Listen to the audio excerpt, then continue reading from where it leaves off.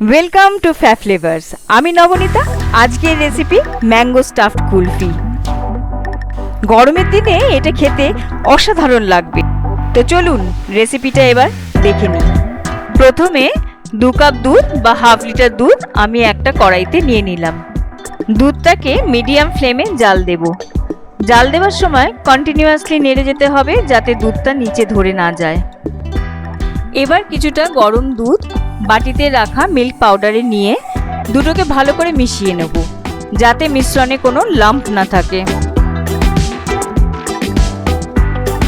মেশানো হয়ে গেলে মিশ্রণটা ফুটন্ত দুধে ঢেলে মিশিয়ে নেব।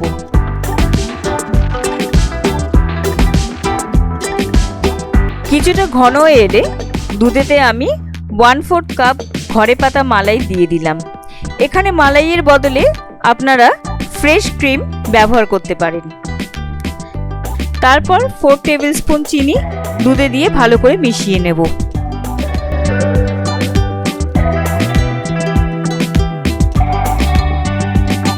দুধটা যখন ফুটে গিয়ে হাফ হয়ে যাবে ক্রাশ করা কাজু দিয়ে দেব।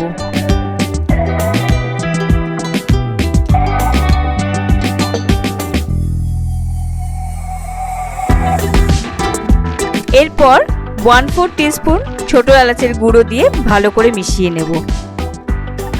এখানে খেয়াল রাখতে হবে যাতে কোনো ডালা থেকে না যায়। এবারে আমি 1 টেবিল স্পুন স্যাফরন সিরাপ দিয়ে মিশিয়ে নেব।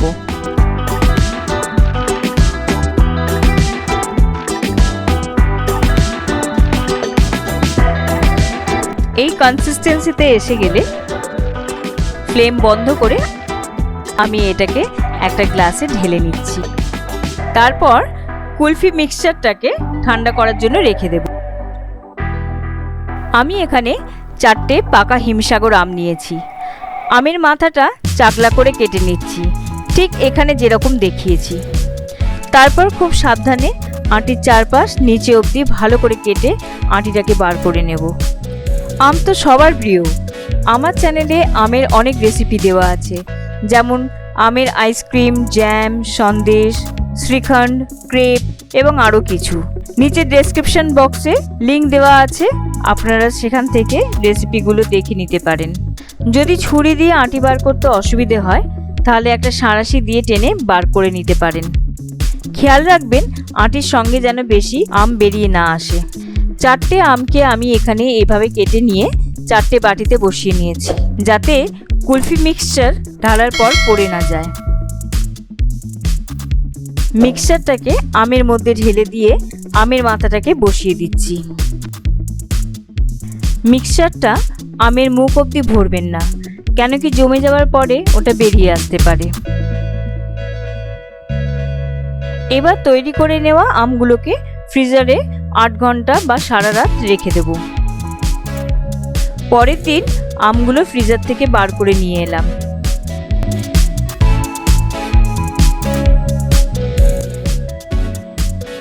ফ্রিজ থেকে বার করা আমগুলোকে খুব সাবধানে খোসা ছাড়িয়ে নিতে হবে।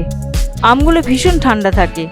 যদি আমগুলো ধরতে অসুবিধে হয় তাহলে একটা কিচেন টাওয়েল বা কোনো পরিষ্কার কাপড় দিয়ে ধরে কাটতে পারেন।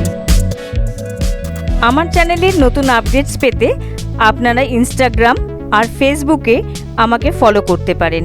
তার লিংক ডেসক্রিপশন বক্সে পেয়ে যাবেন। খোসা ছাড়ানো হয়ে গেলে কুলফি স্টাফড আমটাকে ছুরি দিয়ে স্লাইস করে কেটে নিতে হবে। এই ম্যাঙ্গো কুলফি অবশ্যই বানিয়ে খাবেন। বাড়ির ছোট থেকে বড়দের সকলের ভালো লাগবে। আর অবশ্যই আমাকে কমেন্ট করে জানাবেন।